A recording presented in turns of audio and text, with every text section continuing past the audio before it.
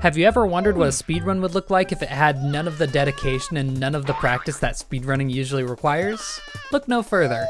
I challenged myself to learn the entire 70-star speedrun of Mario 64 in 1 hour. I'm allowed to do whatever I need to prepare for the speedrun in this hour, but at the end, I need to stop and get ready for the speedrun. Why did I decide to do this? For fun. I thought it could be an interesting look into how easy it is to actually start speedrunning, since I'm sure a lot of people get caught up in just starting. And before we get into it, I do want to say that I have tons of experience with Mario 64. I've been playing both the vanilla game and ROM hacks pretty much constantly for the last decade or so. That being said, I've never attempted any speedrun before, so I have no idea what really goes into the practice, what you need to do to get good. On top of this, last time I saw a Mario 64 speedrun was 5 or 6 years ago. I had no clue what the route is, or any of the new tricks that have been discovered since then. I didn't even really know many of the old tricks. So my strategy going into this hour was I was going to watch the world record speedrun. Did I expect to be able to do all the tricks? No. Did I expect to not have to change the route? Also no. But the run is 46 minutes, and if I watch this to just learn the route, I'll have some extra time left over to practice the game. Then, after practicing any of the tricks that I'd never seen before, I'd have to determine what I could do and what I wouldn't be able to do in the run, and adjust the route accordingly. So with that out of the way, let's get started. 3, 2, 1, go. For study, I decided to use the #1 emulator speedrun by Taiho. This is partly because I'm running on emulator myself. Not only do I not have access to a Nintendo 64, but I also don't know what the Switch releases count as, since you could make a case for both emulator or virtual console for them. And the 3D Classics release is really its own thing. And while watching the run, I'd have a notepad open to take any notes that I'd need to, mostly so I don't forget the route. I also made sure to make notes of any unconventional paths I'd have to take to get to a certain star, or any tricks that I would have to practice for later. I also held a prediction for my chat to vote on. You could either vote for me getting over an hour and 30 minutes, or getting under an hour and 30 minutes. I thought this was a pretty fair time, it's about double the world record. Chat ended up split evenly between the two choices. So I started the timer and everything was going really well for a while. And then we entered Bob-omb Battlefield. I was expecting, Bob-omb clip, maybe a funny path up to King Bob-omb, but no, we got this.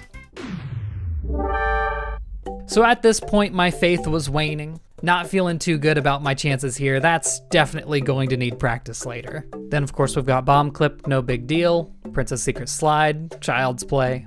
Now Whomp's Fortress, on the other hand, is just a series of tricks through the entire stage. Owlless, cannonless, cannonless again. And then this is also the first stage that you get all 7 stars in, so I had to remember the 100 coin route as well. That added a bunch of things to practice after the speedrun, but it wasn't anything I wasn't expecting. These are all well-known tricks. And then we go back to the secret slide to get another star, get the wing cap star, and Bowser in the Dark World red coins. Throughout a lot of this section, I'm skipping little parts of the speedrun because I can generally expect what's coming up. Like, you're not gonna go through Bowser in the Dark World without getting the red coins. That's just fact. Then we move into Cool Cool Mountain. Again, a lot of the tricks here are pretty well known.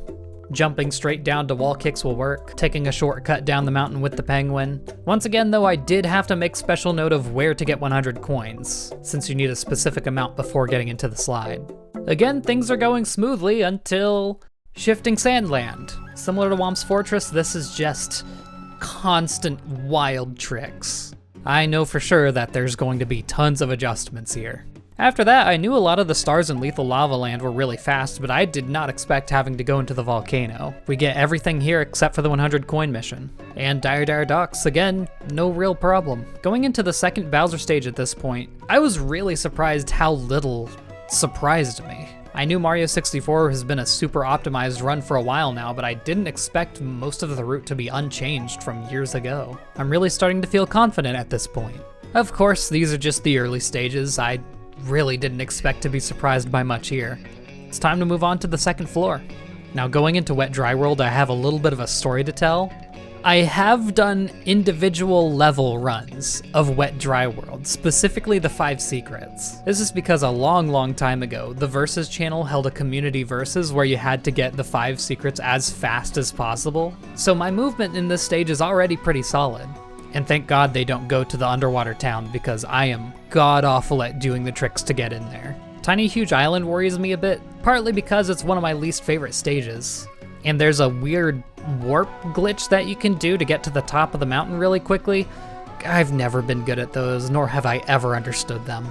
Generally though, since the stage is so small, I shouldn't lose too much time. Free Toad Star. I start sweating again in Tall Tall Mountain. Honestly, I was surprised that you go here at all because a lot of the stars are really long, and it's quickly revealed why we go here. Teleport, Mario! I make note that this stage is probably not gonna go well for me and I'm probably going to have to move around some of the stars. You get every star there except for 100s and the monkey box star, so that's a lot of material to work with. At around this point, someone in chat recommended that I increase the video speed so that we could save some time, and I have no clue why I hadn't done that up to this point, so I did, and that saved us a bit of time. The Snowman's Land tricks were all things that I pretty much understood. It really just comes down to understanding the slope mechanics. We pause exit from this stage so we can go back to the bottom and get MIPS again, as well as cover Hazy Maze Cave. Hazy Maze Cave is yet another juggernaut of tricks. And a few of them include going out of bounds where you just have to avoid all these death planes, so there's a lot of risk to them as well. I make note to practice a lot of these. And after that, we head up to the top floor and... uh-oh. This dude heads straight for Rainbow Ride and I immediately shit my pants. I quickly accept just not doing whatever this is. Although thinking about it in the moment, a lot of the other stars aren't really too terribly bad. They're kinda short stars anyway. And then we got Tick-Tock Clock, which is unfortunately the second stage that you get 100% in. Luckily, the tricks themselves don't look too mechanically advanced, but this stage has tons of little shortcuts you can take, and trying to remember all of that on the fly is not gonna be easy. Although through this entire section, I'm still just wondering what I'm going to replace Cruiser Crossing the Rainbow with. At this point, to save some time, I just end the speedrun watch there, because I know all the stars they get. I don't need to watch Bowser in the Dark World because I know it, kind of. I had to play the entire stage completely invisible when I played Kaizo Mario 64, so that's gotta count for something. After watching the speedrun, I was left with 20 minutes to practice whatever I needed to, so I quickly swapped over and just started going at it. I try and fail to figure out how to do the first star on the island. I'll just have to do King Babam instead. Which was very nice of them to leave that star uncollected. That's an easy mulligan star. I then go to Womp's Fortress to practice both Owlless and Cannonless. Owlless, I was surprisingly able to do pretty consistently. Cannonless, on the other hand, I just couldn't figure it out. I know that this has been a really difficult trick for a really long time, so I'm not too burnt by it. I practiced the Slide Star just to see if I remember how to do the turnaround, and I do. I then go to Shifting Sandland to try and figure out the fast Klepto strat because I've never really done that before. I'm able to get it like once in every 3 times, which is good enough, I suppose. I don't even bother practicing the other tricks because I have other things I'll do for them. I'm not even gonna bother. I then somehow grab and lose MIPS, which I've literally never seen before. Just hope that doesn't happen in the actual run. I practiced the tricks in the volcano section of Lethal Lava Land. Everything else is pretty simple. I figure that I'm okay doing the lava bounce skip for the elevators, but doing the lava bounce on the waterfall is a bit too risky for me. I'll just do that star normally. I then go to Hazy Maze Cave to try out some of the out of bounds jump clips. These also go surprisingly well. I didn't hit any death planes and I was able to hit the target first try, so hopefully that's consistent. I do a little bit in Snowman's Land. I'm pretty positive with my tricks here, but I just wanted to make sure that they wouldn't be too bad. And that's all the time I had. Unfortunately, you might notice that I completely forgot to go to Tall Tall Mountain to try that clip. I do not remember that I forgot to do that clip, so that's gonna be figured out on the fly.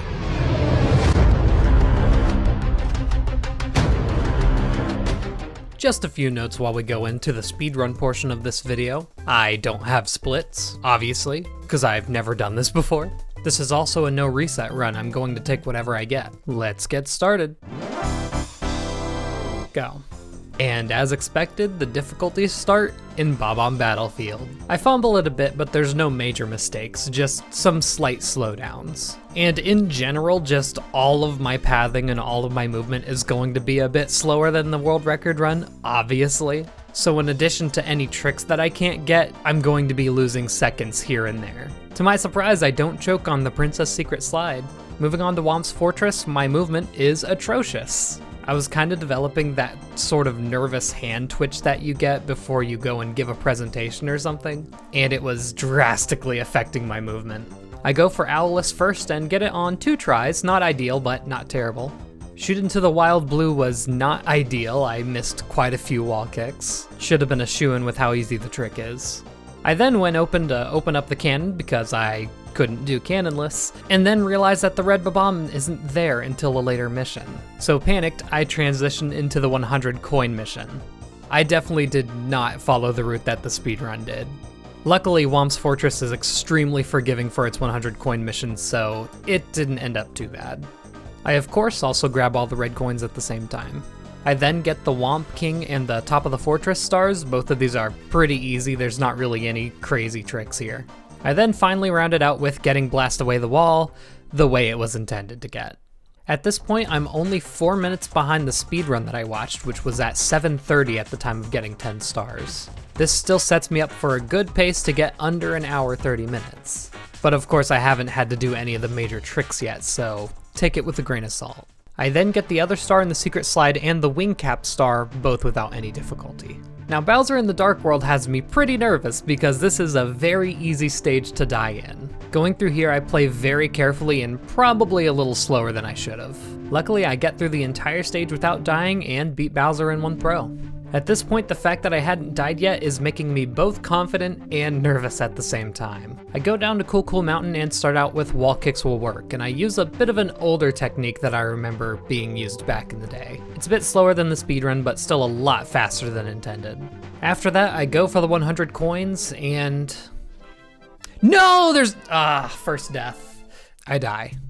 The first death of the run in Cool Cool Mountains on a relatively easy star. You hate to see it. On my second attempt, I managed to do the 100 coins pretty well. I slightly miscount the amount of coins that I need going into the slide, so the star spawns a little sooner than it should. This makes me backtrack on the slide a little, but it's no big deal. I grab the slide star at the same time. Little Lost Penguin is pretty simple, same trick that's been done for years. I then decide to get one more star here that isn't grabbed in the speedrun. This is because I won't be able to get one of the stars in Rainbow Ride. I choose to do the Penguin Race instead. I chose this basically because it's simple, it's easy, and I know I can do it. So from here on out, we're gonna be a little out of sync with the speedrun I used as a guide. After this, Big Boo's Haunt should be pretty simple, and it's not like I died or anything, there's not really an opportunity to die. But I just keep forgetting the sequence of jumps that I'm supposed to do certain tricks in the stage. The jump over to the library section is really simple, I just can't remember exactly how to do it. So that cost me a bit of time. Big Boo on the balcony had me nervous because this roof is just awful to navigate. Luckily, I play it carefully and don't fall down at all. We've now hit the 20-star checkpoint. My time at this point is 23:09, and the speedrun I used as a guide is at 15:32. Again, as long as I'm under double the time, I'm good. Although it is worth mentioning that the speedrun is already in the basement getting the MIP star at this point, so I'm gonna lose a little bit of time in navigation. After getting to the basement, oh god, I did it. I fumbled MIPs. A lot. A star that should take 3 seconds to grab out of your path took me about a minute. Not great. Coming off of that failure, we then go into Shifting Sandland. Another failure.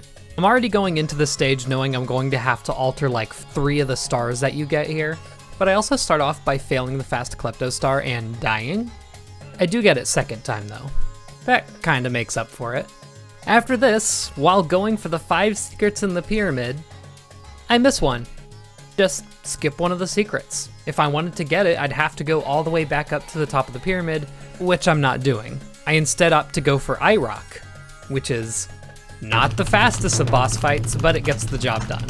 Luckily after that we have a bit of a breather course, Lethal Lava Land.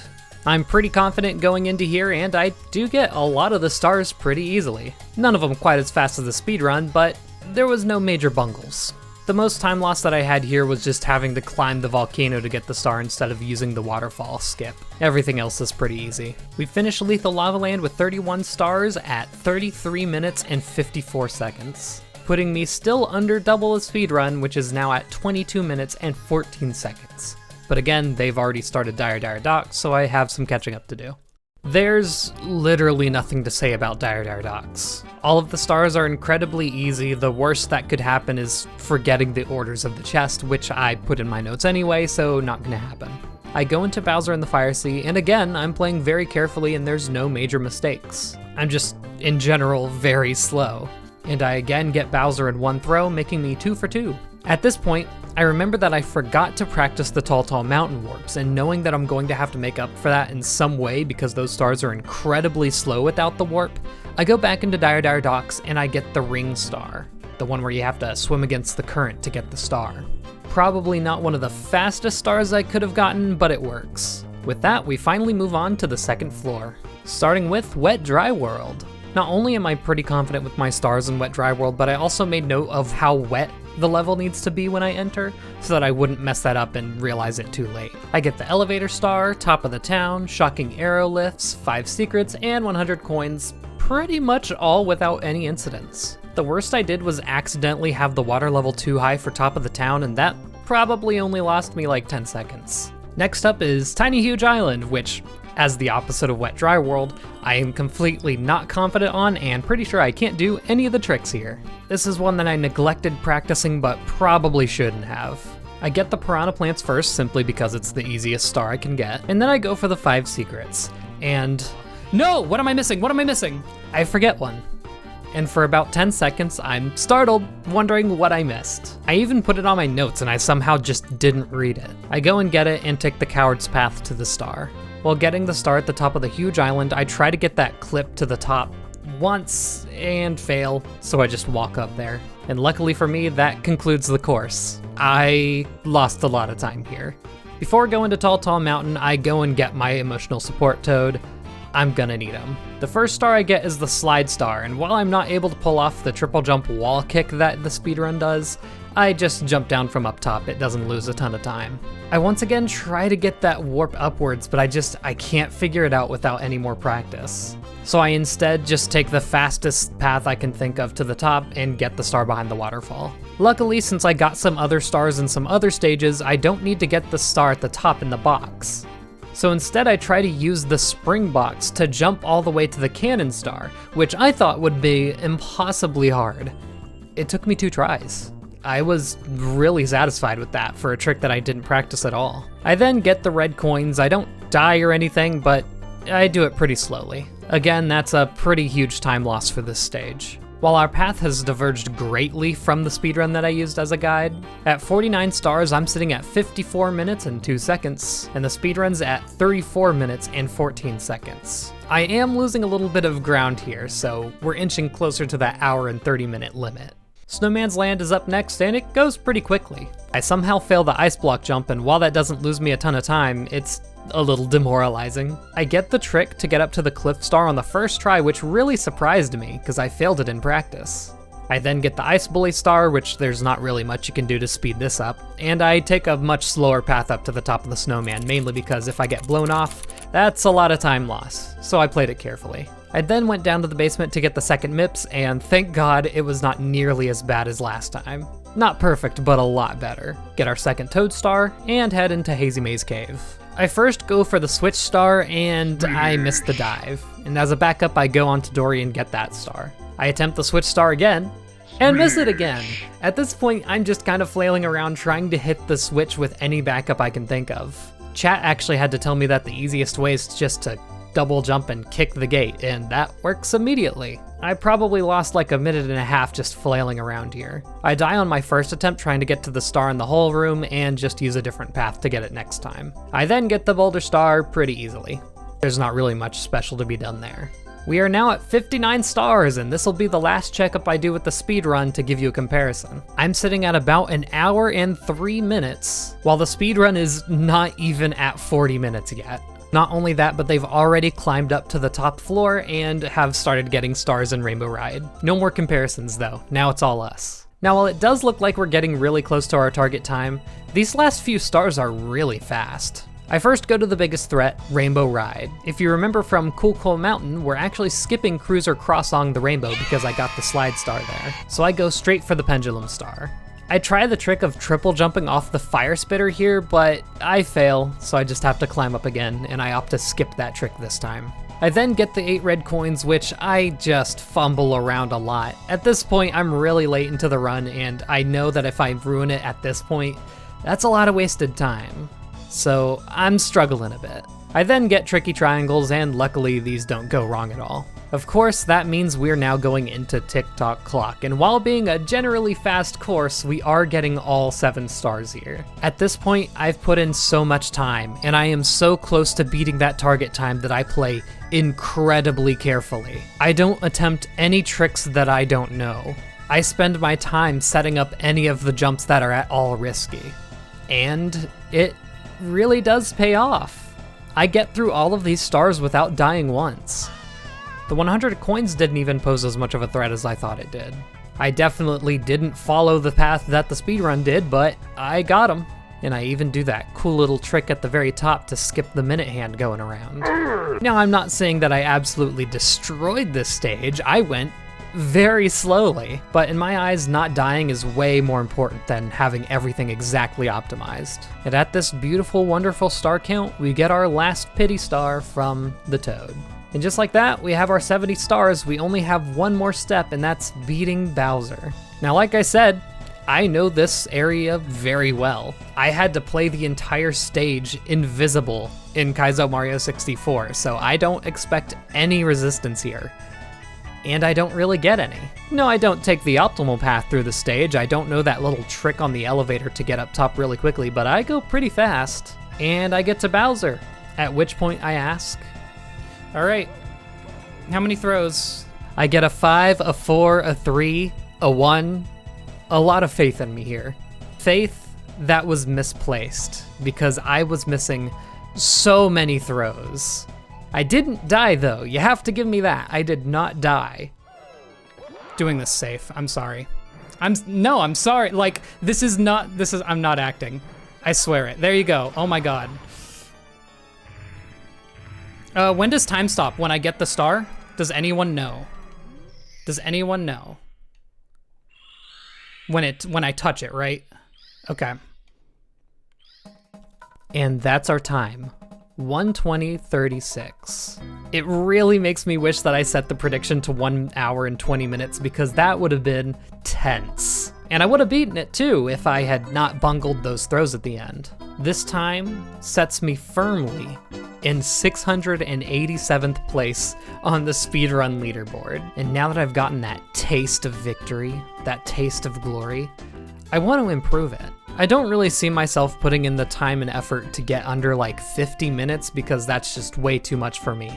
But I think my goal at the end of my speedrunning journey will probably be under an hour. Partly because it just feels good to be good at something, I guess. I also want to mention how wild it is that just taking some notes while watching a speedrun improves your time so much. Being able to beat an entire game at an hour and 20 minutes with just 1 hour of practice is pretty impressive in my eyes. This also means that the people that believed in me in the prediction won.